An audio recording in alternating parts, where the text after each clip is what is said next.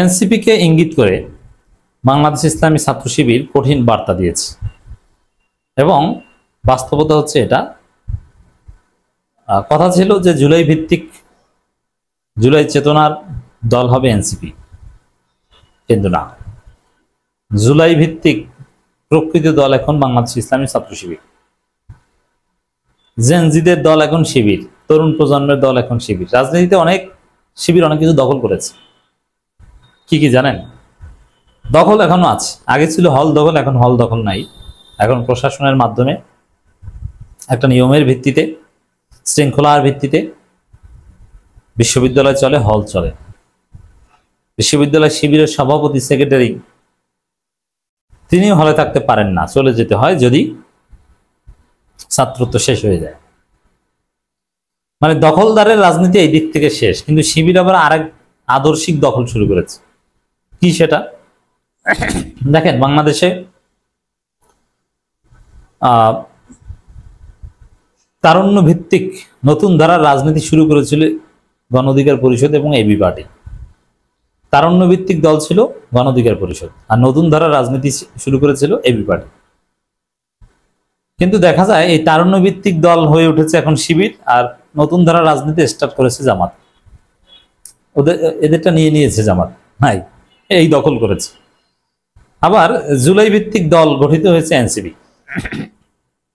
এখন অনেকে একটা থিওরি দেন যে জুলাই ভিত্তিক দল হিসেবে যেহেতু এনসিপি ব্যর্থ, এনসিপি যেহেতু জুলাই বিক্রি করে খাচ্ছে, জুলাই খেকো, জুলাই রাক্ষস, এই জায়গায় আপ বাংলাদেশ নামের একটা সংগঠন আছে, যাদেরকে হয়তো আপনারা চিনেন না বা এরকম পরিচিতি নাই, গুরুত্বপূর্ণ কেউই আপ বাংলাদেশের সাথে নাই। অনেকে বলেন যে আপ বাংলাদেশ এরা কিছু পারছে না, এনসিপি ফেল করলে তারা পারবে, কারণ জুলাই ভিত্তিক দল, দুইটাই জুলাই ভিত্তিক দল। আপ বাংলাদেশ যারা করছে তারাও জুলাই যোদ্ধা, তারাও সমন্বয়ক ছিল বা গুরুত্বপূর্ণ ভূমিকা পালন করেছে এবং তারা নাগরিক কমিটিতে ছিল। অতএব এনসিপি ফেল করলে আপ বাংলাদেশ দাঁড়াবে না, এটাও ঠিক না। জুলাই ভিত্তিক দল শিবির, অতএব এনসিপির বিকল্প আপ বাংলাদেশ লাগবে না, এনসিপির বিকল্প শিবির। তো দর্শক, জুলাই ভিত্তিক দল আসলে এখন বাংলাদেশ ইসলামী ছাত্র শিবির। কারণ জুলাইয়ের যে চেতনা, আবু সাঈদের শাহাদাত থেকে শুরু করে শহীদদের যে চেতনা, তাদের প্রতি কমিটমেন্ট কার্যকরভাবে সবচেয়ে ভালোভাবে ধারণ করছে শিবির, অন্য কেউ না। আর শিবির এই বিষয়ে একটা বার্তা দিয়েছে। শিবির সভাপতির বক্তব্য, জুলাইকে ব্যবহার করে এক শ্রেণী সম্পদের পাহাড় গড়েছে। এখন তারা কারা? এনসিপি। জুলাইকে ব্যবহার করে আওয়ামী লীগ যেরকম মুক্তিযুদ্ধকে ব্যবহার করে রাজনীতি করেছে, ওরকম জুলাইকে ব্যবহার করেছে এনসিপি। রাজনীতিতে কিছু করতে পারেন নাই, তবে সম্পদের পাহাড় করেছেন, ইটস ট্রু। এই এনসিপির ছেলেরা যেখানেই সুযোগ পেয়েছে দুর্নীতি স্বর্গরাজ্য কায়েম করেছে এবং সমন্বয়ক অমুক তমুক আমি চান্দা দাও, চান্দা নিয়েছে, ধনী হয়ে গেছে। আবার একজন ঢুকেছে রেড ক্রিসেন্টে, মুনতাসির মাহমুদ, ওখানে যে দুর্নীতি করে, লুটপাট করে, সব টেন্ডার মেন্ডার সব তার কথাই হবে, নিয়োগ টিয়োগ এরকম হতে হবে, যদি তার চাকরি চলে গেছে। জুলাইকে ব্যবহার করে এক শ্রেণী সম্পদের পাহাড় করেছে। ওই একটা শ্রেণী হচ্ছে এনসিপি। তাহলে যেহেতু জুলাই ভিত্তিক দল হিসেবে এনসিপি ব্যর্থ, তারা জুলাই বিক্রি করে খেয়েছে, এই জন্য জুলাইয়ের প্রকৃত চেতনাধারী দল শিবির। প্রমাণ ছাত্র সংসদ নির্বাচন। সমন্বয়করা, জুলাই যোদ্ধারা, যেমন আমাদের জুলাই বিপ্লবে বা জুলাই অভ্যুত্থানে অন্যতম শক্তি ছিল আমাদের বোনেরা, আমাদের নারীরা, বিশেষ করে বিশ্ববিদ্যালয়, রোকেয়া হল, শামসুন্নাহার হল, কুয়েতমন্ত্রী হল, সুফিয়া কামাল হল, এই হলের মেয়েরা দরজা ভেঙে বের হয়ে গিয়েছিল, স্লোগান দিয়েছিল, তুমি কে আমি কে, রাজাকার রাজাকার।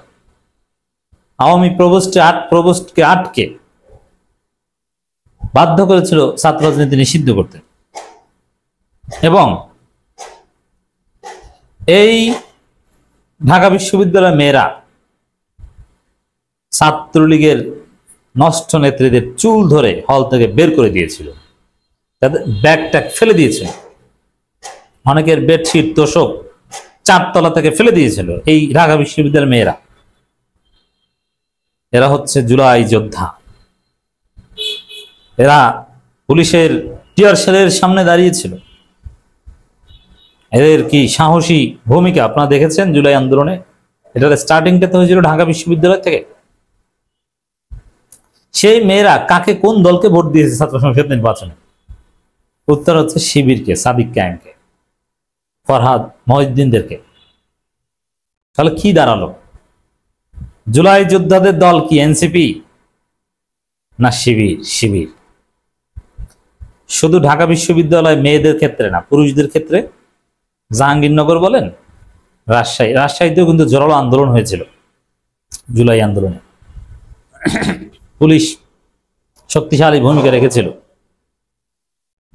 সবকিছু উপেক্ষা করে রাজশাহী বিশ্ববিদ্যালয়ের ছেলেরা মেয়েরা আন্দোলন করেছে। সেই আন্দোলনকারী ছেলে মেয়েরা, জুলাই যোদ্ধারা কোন দলকে ভোট দিয়েছে? শিবিরকে ভোট দিয়েছে। তাহলে জুলাই ভিত্তিক দল আসলে কারা?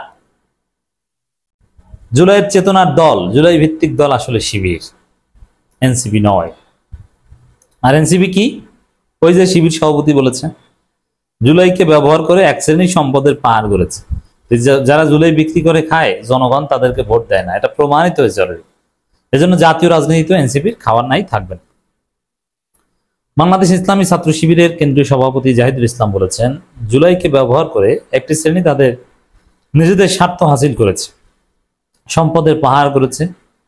আমরা এই প্রজন্ম বেঁচে থাকতে জুলাই নিয়ে কাউকে ব্যবসা করতে দেব না ইনশাআল্লাহ। রংপুর কারমাইকেল কলেজ শহীদ মিনার প্রাঙ্গণে নবীন শিক্ষার্থীদের বরণ ও কৃতি শিক্ষার্থীদের সংবোধন অনুষ্ঠানে সাংবাদিকদের সঙ্গে আলাপকালে তিনি কথা বলেন। দেখেন এখানে মজার হিসাব। আমরা অনেক আগে বলেছিলাম শিবিরকে শহীদ মিনারে যেতে হবে, তো শহীদ মিনারে প্রোগ্রাম করছে এখন শিবির। প্রেস ক্লাব, শহীদ মিনার, এগুলো হচ্ছে রাজনীতির পয়েন্ট।